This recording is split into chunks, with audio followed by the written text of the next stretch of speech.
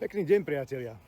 Dnes o tom, ako sa neoplatí stále písať čím horšie, tým lepšie, a ako pravidlo za každý dobrý skutok bude spravodlivý potrestaný, sa teraz médiám vypomstilo. Aj som bol prekvapený, že médiá zverejnili vôbec túto zásadnú informáciu, že Slovensko sa ocitlo na chvoste rebríčka v dôveryhodnosti médií. Čudujete sa? Viete, ak chce občan získať informáciu, že minulý týždeň navštívil Slovensko predseda vlády najväčšej krajiny na svete a 5. najväčšej ekonomiky, aby povýšil naše priateľské vzťahy na strategickú úroveň, ľudia sa to nevedeli dočítať v mainstreamových médiách, ale museli ísť na sociálne siete, kde tie informácie sú zjavne o mnoho zaručenejšie.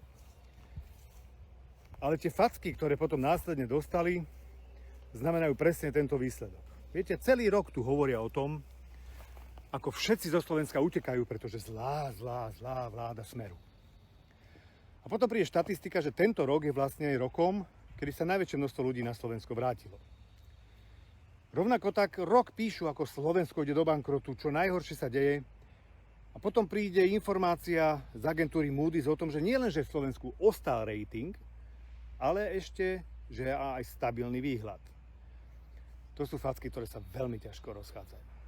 Ale my všetci vieme, že slovenské médiá mainstreamové už dávno nie sú médiami, ale aktivistami, ktorí musia bojovať za neschopnú opozíciu a ospravedlňovať všetky jej činy, spoliehajúca na to, že si volič nebude pamätať, čo tu Matovič s Hegerom a Odorom dorobili za posledné 3 roky. Alebo ešte staršie vlády pravicovo-liberálno-progresívne. A teraz sa to v plnej miere ukázalo vo chvíli, kedy sa jeden z najúspešnejších ministrov tejto vlády, ktorý sa venoval len svojej práci, výstavby infraštruktúry, diaľnic, obchvatov, ciest prvej triedy, rozhodol tú drzosť, že do progresívneho sídla pôjde kandidovať, aby aj Bratislava prestala stagnovať. Pretože povedzme si úprimne, každý väčší infraštruktúrálny projekt, ktorý bol v Bratislave postavený, postavil Smer. Či to bol celá obnova areálu Bratislavského hradu, ktorý je dnes najväčšou dominantou, asi aj najkrajšou. Či to bol Národný futbalový štadión, alebo Národný hokejový štadión, vďaka ktorému sa u nás môžu usporadovať majstrovstvá sveta v hokeji.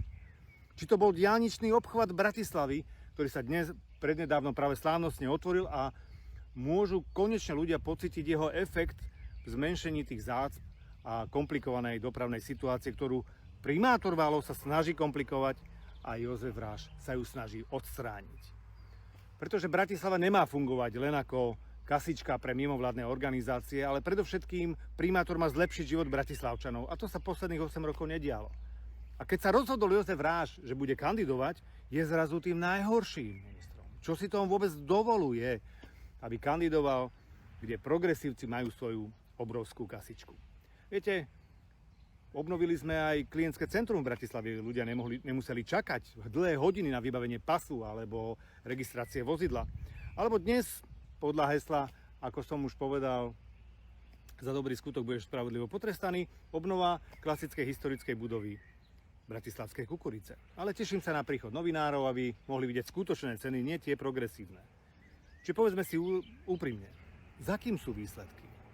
A za kým sú len reči a rôzne projekty mimovládnych organizácií, ktoré obyvateľom nič neprinášajú. Dôverujme tomu, čo sami vidíme a sami cítime, pretože médiám, ako ukazuje prieskum, sa už dôverovať nedá.